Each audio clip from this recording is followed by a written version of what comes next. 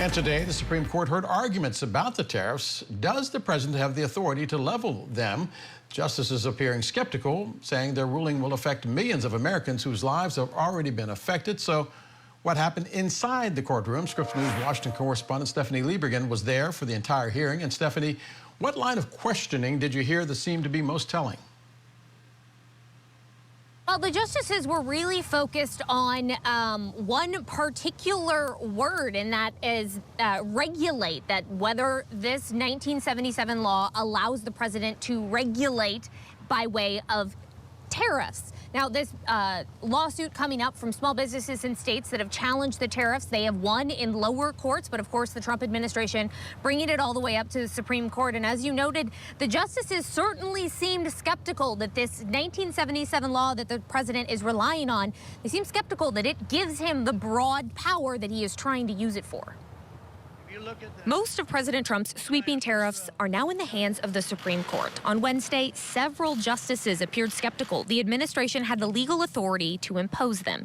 At issue, the administration's use of the International Emergency Economic Powers Act. It's a 1977 law that gives the president broad powers to deal with any unusual and extraordinary threat if he declares a national emergency, and that includes the power to regulate imports and exports. But the justices questioned whether that power to regulate includes imposing tariffs, and if imposing those tariffs overstep the authority of the executive branch. It doesn't say regulate tariffs, it says regulate importations and exportations. Congress, as a practical matter, can't get this power back once it's handed it over to the president. It's a one-way ratchet toward the gradual but continual accretion of power in the executive branch and away from the people's elected representatives. The lawyer representing the administration pushed back on those concerns. We don't contend that what's being exercised here is the power to tax. It's the power to regulate foreign commerce. These are regulatory tariffs. Awaiting the court's decision are small business owners like Gabe Hagan. He owns a coffee shop in Arizona and says the tariffs are forcing him to raise his prices. If it keeps with these extreme and inconsistent policies, I am afraid. There's only so much cutting I can do before I have to close my door.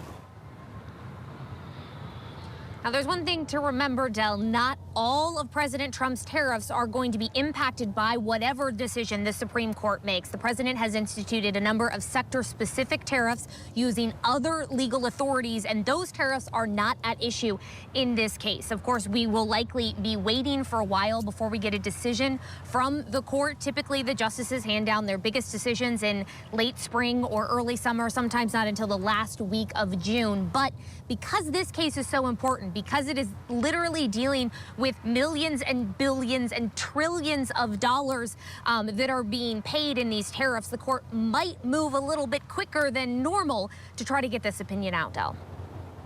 Stephanie, on that note, if the court rules against these tariffs, those billions of dollars, what happens to the money that's already been collected? Well, that was a question that came up in court today, and it was one of the attorneys for the plaintiffs, for the states and for the small businesses that was answering the question, and he admitted that that would be difficult logistically to take what, could be over $1 trillion by that point and to try to disperse it all and reimburse it. But there is precedent in the past for making that happen, but it would be likely a difficult and complicated process. Scripps News Washington correspondent Stephanie Liebergen live on Capitol Hill outside the Supreme Court. Stephanie, as always, thank you very much.